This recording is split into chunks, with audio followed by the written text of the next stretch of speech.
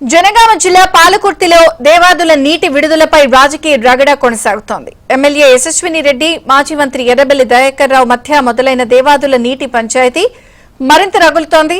నిన్న అధికారులతో సమావేశమైన ఎమ్మెల్యే యశస్విని రెడ్డి తక్షణమే దేవాదుల నీటిని విడుదల చేయాలని ఆదేశించారు.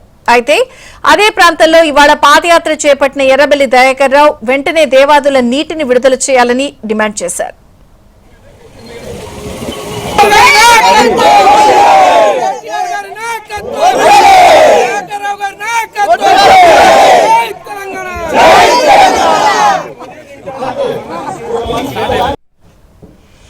జనగామ జిల్లా పాలకుర్తిలో దేవాదుల నీటి విడుదలపై రాజకీయ రగడ కొనసాగుతోంది. ఎమ్మెల్యే యశస్విని రెడ్డి, మాజీ మంత్రి ఎర్రబెల్లి దయాకర్ రావు మధ్య మొదలైన దేవాదుల నీటి పంచాయతీ మరింత రగులుతోంది.